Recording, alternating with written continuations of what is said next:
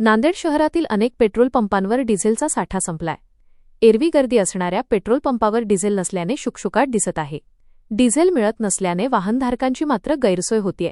विशेष करून मालवाहतूक करणारी मोठी वाहनं आणि बाहेरगावी जाणाऱ्या वाहनधारकांना डिझेल मिळत नसल्यानं मोठ्या अडचणीचा सामना करावा लागत आहे।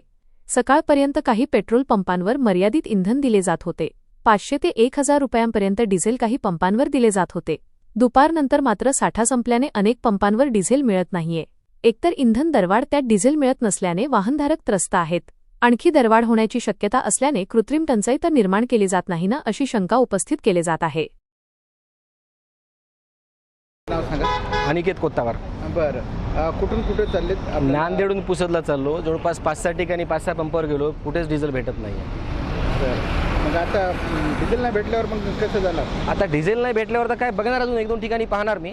भेटलं तर ठीक आहे, नाही तर मग कॅन्सल करावं लागणार। नांदेडमध्ये कुठल्याच पंपावर नाही आहे। कालपर्यंत सगळीकडे होतं, पण लिमिटेड त्यांनी प्रत्येक गाडीला 500 रुपये, 200 रुपये, 1000 रुपयाचे देऊ लागले। आज काहीच देत नाही। आज 500 रुपये दिले, तिथून मला पुढच्या पंपावर गेला, तिथं 500 भेटलं तर मला पुढे जाता येईल। पण फुल तर सोडून द्या, फुल तर करतच नाही आहेत, डिझेलच देत नाही आहेत। म्हणजे पेट्रोल पंपावर डिझेल? हां, डिझेल पेट्रोल चालू आहे, पण आता गोष्ट अशी, यांच्याकडे स्टॉक नसेल का? स्टॉक सगळ्याकडे आहे, पण त्यांना द्यायचं नाही। त्यांच्या स्वतःच्या गाड्या, घरच्या गाड्या, फ्रेंडच्या गाड्या, रिलेटिव्हच्या गाड्या, त्यांना ते फुल करायच्यात। त्याच्यामुळे माझं नाव दत्ता परशुराम क्षीरसागर, राहणार नांदला, तालुका अर्धापूर, जिल्हा नांदेड। इथं सर माझ्या ट्रॅक्टरसाठी डिझेल भेटणार झाले।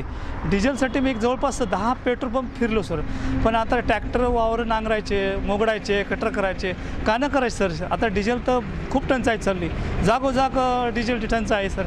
आता शेती कसं चिकन तर बैल आहेत, पण सर बैलानं एका एकरला 4-5 दिवस लागतात नांगराय सर। बैल किती ओढतील लावतो, एक जवळपास घंटाभर चालले की बस बैलाला ओढत नाही। डिझेल आता भेटच नाही झाले सर इथं। हां,